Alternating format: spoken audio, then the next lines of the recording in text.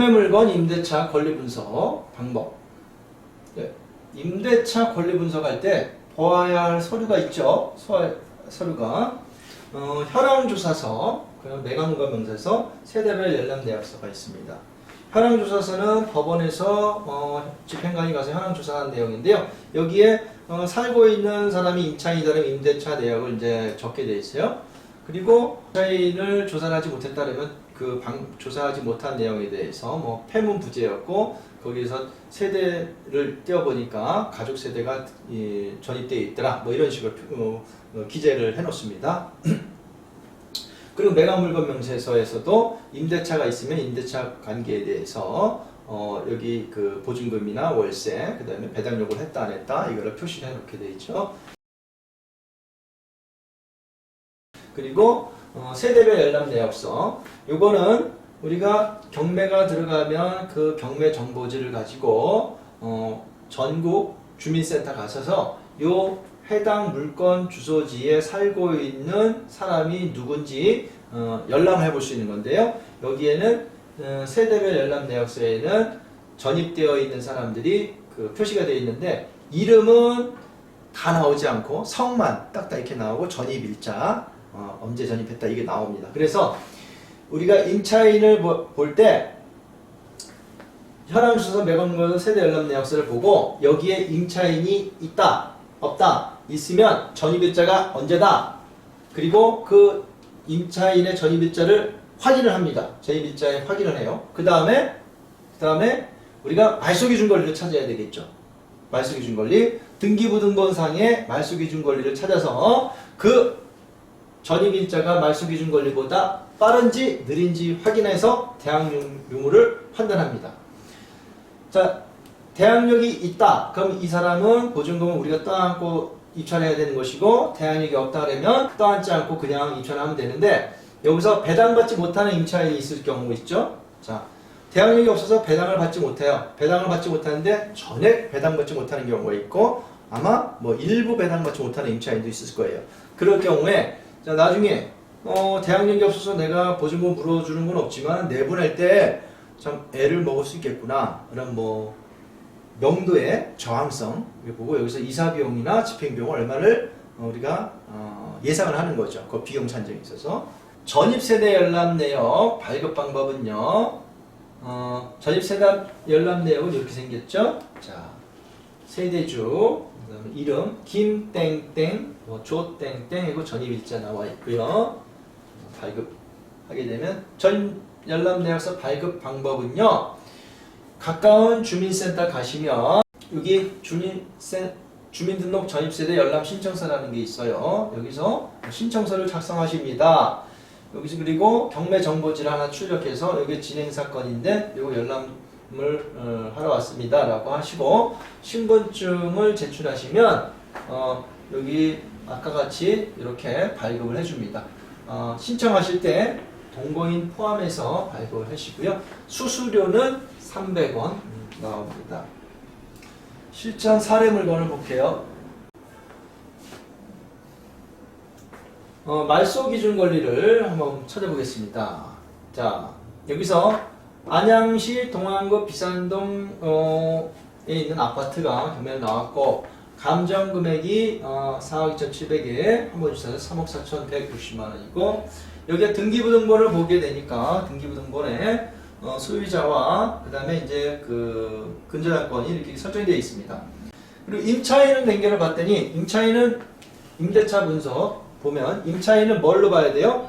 매각물건 명세서, 현황조사서, 전입세대 열람서를 통해서 확인을 해봅니다. 그러면 임차인을 여기서 이제 보게 됐더니 전입일이 언제다? 2007년 7월 31일 날. 확정일자는 언제 받았다? 2015년 4월 13일 날. 한참 늦게 확정일자 받았네요. 그리고 배당 요구를 했냐? 배당 요구를 했는데 2015년 8월 10일 날. 그러면 배당 요구를 했는데 요걸 잘 보셔야 될 게, 배당 요구 종기일 내에 배당 요구를 했는지를 봐야 돼요. 배당 요구 종기일 내에 배당 요구를 하지 않으면 배당을 해주지 않습니다. 그러면 배당 요구 종기일이 언제냐? 그러니까 2015년 8월 10일이네요.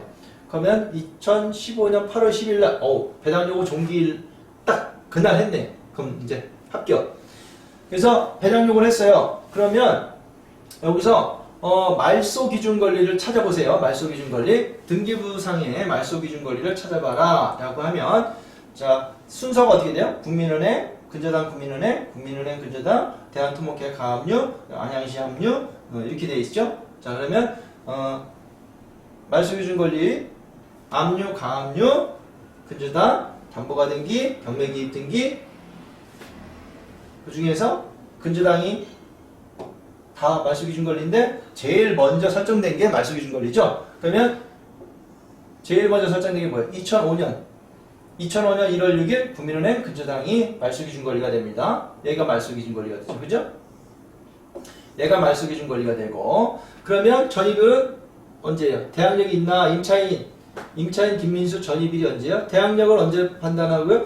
주택을 인도받고 전입신고한 이 길날 대항력 언제? 2007년 7월 31일 이 길이 언제야? 8월 1일이겠네.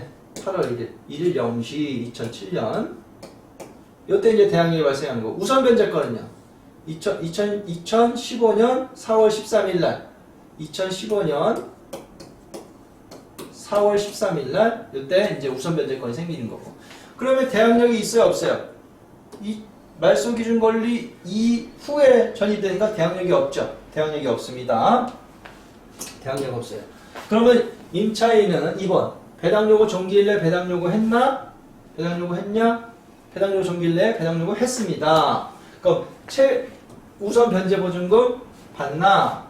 이러면 배당요구 했는데 소액 임차인으로서 새 우선 변제보증금을 받냐라고 해요. 그러면 임차인이 전입일 기준이 2007년 요거 7월 30일 요 당시 주임법의 시기를 보는데 말소 기준 권리 담보물건 설정일이 2005년 1월 6일이죠. 요 시기에 있는 주임법의 소액 임차 보증금을 보게 되는 거죠. 그렇게 한번 보세요.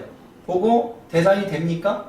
2005년 1월 6일 기준의 임차인을 보게 되면 여긴 안양이니까 수도권 중 과밀 억제권역이 돼요. 수도권 중 과밀 억제권역. 그랬을 때는 2005년 4천만 원이네요. 4천만 원 이하일 때 1600. 그럼 4천만 원이 돼야 되는데 요거는 뭐예요? 4천만 원 오버됐네. 4천만 원 오버됐네. 그러면 요거는 소액 임차인으로 최우선 변제보증금 대상이 안 된다. 자, 배당 순위는 만약에 얘가 소액 임차인이면 얘를 먼저 최우선해서 일부 띄워줄 텐데 안 되니까 얘 배당해주고 그 다음에 물건 우선순위에서 얘 배당해주고 이렇게 가겠죠? 예, 순서대로 순위 배당이 될 겁니다. 두 번째 물건 보겠습니다. 이번엔 서울 중구 회원동에 있는 남산 롯데캐슬 아이리스 아파트입니다. 주상복합 아파트 10층 이렇게 호수는 생략을 했고요. 그 다음에 사건 번호. 자, 감정 금액은 15억 7천에 한번 유찰돼서 12억 5,600이 되고요.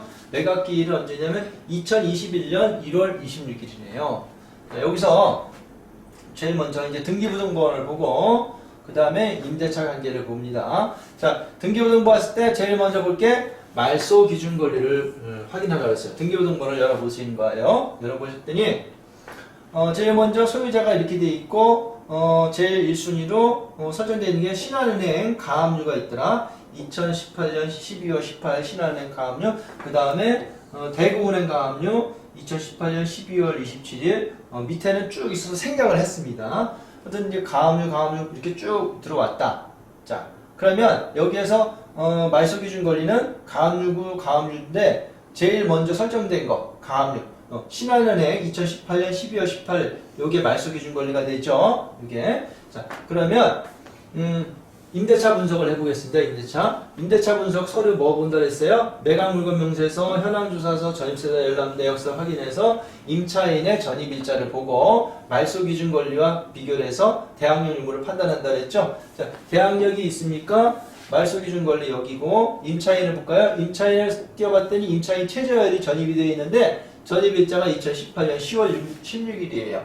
그러면 말소 기준 권리 2018년 12월 18일 이전에 전입이 되어 있네요. 전입이 되어 있으니까 대항력이 있네요. 대항력이 있어요. 그리고 임차인은 배당 요구 했나요? 보면 확정일자도 없고 배당 요구도 안 했네요. 보증금도 얼마인지도 몰라요. 이렇게 돼 있어요. 현황서상에 이렇게 돼 있어요. 그러면 이런 경우는 뭐냐? 이 물건에 대해서 세대 조사를 해봤더니 요 최재열이라는 사람이 전입신고가 돼 있고 이 사람이 진짜 임차인인지 아닌지 확인을 할 수가 없는 상태예요. 그리고 이 사람이 임차인이라는 배당 요구를 했으면은 내가 얼마에 있는 임차인을 해야 되는데 배당 요구를 안 했기 때문에 알 수가 없는 거예요. 이거는 법원에서 조사한 내용으로 이렇게 적어 놓은 거기 때문에 우리가 유의할 거는 만약에 요 분이 진짜 진정한 임차인이라고 하고 여기에 보증금이 있다라고 하면 이 물건을 낙찰받을 때 이 보증금을 그대로 인수하게 됩니다. 매수인은 보증금을 인수하게 돼요. 배당 요구를 안 했기 때문에 배당을 안 해주고 이 보증금을 갖고 그대로 물어줘야 됩니다. 그래서 이거는 상당히 유의해야 할 물건입니다. 그래서 이 임차인의 관계와 임차인의 보증금을 확인하고 입찰을 해야 하는 물건입니다. 이번에는 선순위 임차인 권리부속 실패 사례를 보겠습니다. 좀 전에 같이 임차인이 있는데 이것이 진짜 임차인인지 아니면 가짜인지 확인할 수가 없어요. 그래서 보니까 이거는 뭐 지인 같고 가족 같고 임차인이 아닌 것 같아. 그냥 들어가 봐도 될 것 같아. 라고 내가 그냥 뭐 대수롭지 않게 하고 낙찰 받았다 이거예요. 낙찰 받고 나서 보니까 아무도 안 들어왔어. 이상하죠? 불안하기 시작해요. 그래서 그 집을 찾아갔어요. 배를 눌러보고 그랬더니 뭐라 그래요?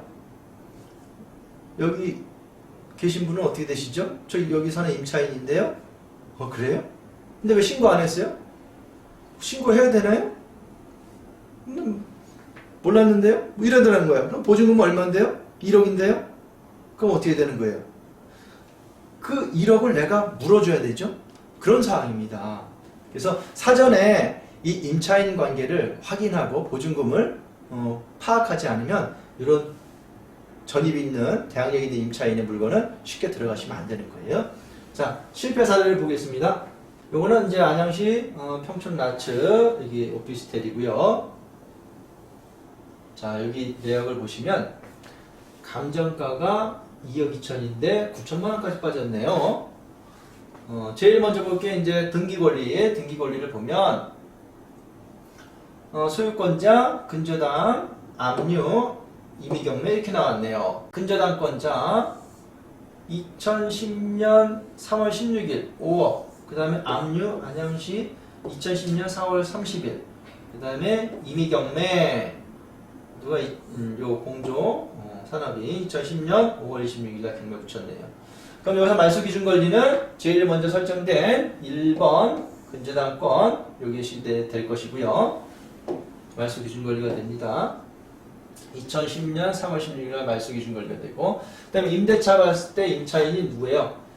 김누고가 돼 있죠. 누고로 전입이 언제? 2006년 4월 10일입니다. 그럼 말소기준 권리인 담보물권 설정일이 2010년 3월 16일보다 앞서죠? 앞서요. 그러면 이 임차인이 진정한 임차인이라면 대항력이 있는 거고 그 임차인의 보증금을 인수해야 되는 상황이죠.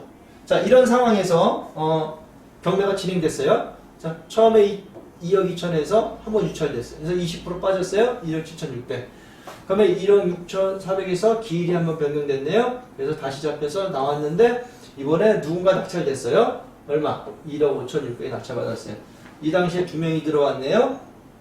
그 낙찰까지 받고 허가도 받았어요. 그러나 잔금을 미납했습니다. 잔금을 안 냈죠? 안 냈어요. 1억 5,600에 낙찰받아서 안 냈어요. 그래서 다시 경매가 나오죠? 다시 경매가 나옵니다. 다시 경매가 나와서 봤더니 어때요? 다시 경매가 나왔는데 잔금 안 나와서 재경매죠. 이때는 보증금이 얼마다? 20%. 전에 임차인의 보증금 10%는 법원에 몰수돼서 나중에 배당금에 산입돼서 배당을 해주고, 여기서 재경매로 나왔는데 또 유찰 아무도 안 받았어. 또 요 날도 유찰. 그래서 요날 입찰 받았더니 누가 받았어? 1억 400에 받았어. 이날 받은 거 보니까 뭐예요? 감정가가 2억 2천인데 1억 4백에 결국은 낙찰받았는데요. 이거는 선순위 임차인의 보증금이 있었기 때문에 계속 유찰이 된 거예요. 그러면 여기에 낙찰받고 잔금을 못 냈죠. 미납했죠. 이 사람은 이걸 파악하지 못하고 보증금을 띠끼게 된 사례가 되겠습니다.